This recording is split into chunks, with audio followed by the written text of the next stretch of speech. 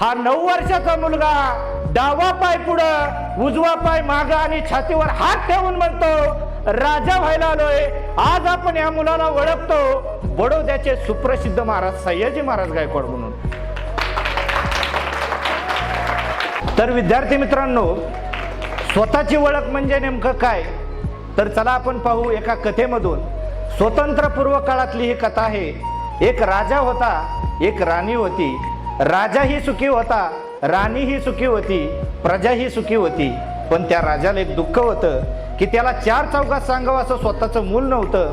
मग आपल्या भारतीय परंपरेनुसार एखाद्या राजाला जर मूल नसेल तर त्याच जातीतलं, त्याच वंशातलं, त्याच कुळातलं एखादं हुशार तडफदार चुनचुनीत मूल दत्तक घेतलं जायचं आणि त्याला ट्रेनिंग दिलं जायचं की भविष्यात तुला राजा बनायचे.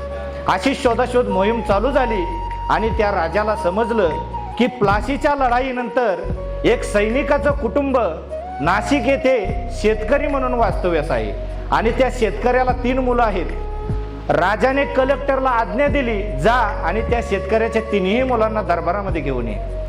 ज्यावेळेस कलेक्टरची गाडी त्या शेतकऱ्याच्या दारामध्ये जाते तर शेतकरी कुठतरी घाबरतो की कलेक्टरची गाडी माझ्याकडे कशाला आली आणि राजाने माझ्याकडे काय काम काढले.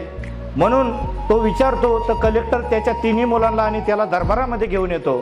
त्यावेळेस त्या शेतकऱ्याला समजतं की राजाला मूल नाही, म्हणून आपल्या मुलांसारखी बरीच मुलं आज तिथं बोलवलेली आहेत आणि यातील एका मुलाचं आज तिथं राजा म्हणून सिलेक्शन होणार आहे. तर विद्यार्थी मित्रांनो, प्रत्येक मुलाची क्षमता तपासण्यासाठी त्याला 4-5 प्रश्न विचारले जायचे. त्याच्यासाठी एक कमिटी नेमली होती. मुनी प्रधानजी, दिवाणजी आणि सेनापती आणि स्वतः महाराणी साहेब चेअरपर्सन होत्या.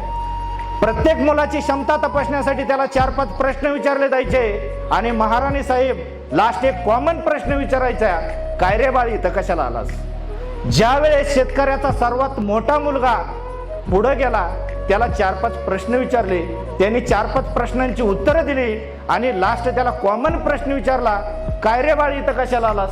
त्यांनी दोन्ही खांदे वर केले आणि म्हणाला, कोण जाणू, बा म्हणला म्हणून आलोय, म्हणजे वडील म्हणले म्हणून आलोय. ज्यावेळेस शेतकऱ्याचा सर्वात लहान मुलगा प्रश्न विचारायच्या आधीच पळून गेला, रडून पळून गेला. शेतकऱ्याचा 9 वर्षाचा मुलगा, मधवा मुलगा पुढे येतो.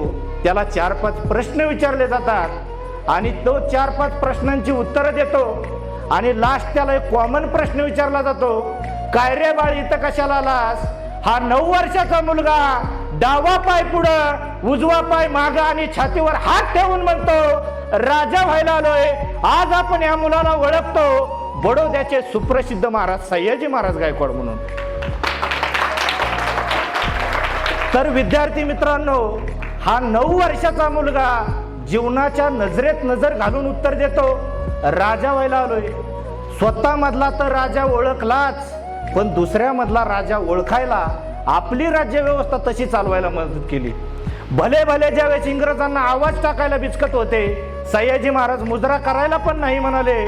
व्हाईसरॉयनी कल्पना काढली, सर्व संस्थानिकांनी नंग्यात तलवार घेऊन पुढे चालायचं आणि व्हाईसरॉय हत्तीवर बसणार. सयाजी महाराज आणला ही कल्पना. व्हाईसरॉयनी विचारलं, ही कल्पनाबद्दल तुमचा अभिप्राय काय. सयाजी महाराज म्हणाले, ही कल्पना आम्हाला मान्य नाही. त्यावेळेस व्हाईसरॉयनी राग व्यक्त केला. त्यावेळेस सयाजी महाराजांनी त्याला उत्तर दिलं, रागवायचंच होतं तर विचारायचं कशाला. त्याच्यानंतर व्हिक्टोरिया राणीचा जुगेली दरबार भरला होता लंडनमध्ये. सर्व संस्थानिकांनी पुढे यायचं आणि त्या व्हिक्टोरिया राणी पुढे मुजरा करायचा. सयाजी महाराज इंग्लंडमध्ये व्हिक्टोरिया राणीपाशी मुजरा करायला नाही म्हणाले. आम्ही फक्त हिंदवी स्वराज्याचे संस्थापक छत्रपती शिवाजी महाराजांना मुजरा करतो, तुम्हाला करणार नाही. तर विद्यार्थी मित्रांनो, हा 9 वर्षाचा मुलगा जीवनाच्या नजरेत नजर घालून उत्तर देतो, राजा व्हायला आलोय. स्वतः मधला तर राजा ओळखलाच, पण दुसऱ्या मधला राजा ओळखायला आपली राज्य व्यवस्था तशी चालवायला मदत केली.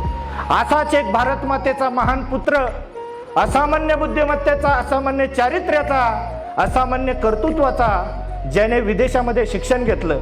सयाजी महाराजांनी त्यांना शिष्यवृत्ती दिली.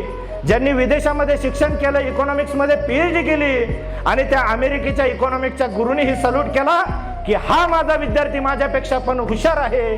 ते आपले भारतीय रत्न, भारतीय राज्यघटनेचे शिल्पकार डॉक्टर बाबासाहेब आंबेडकर.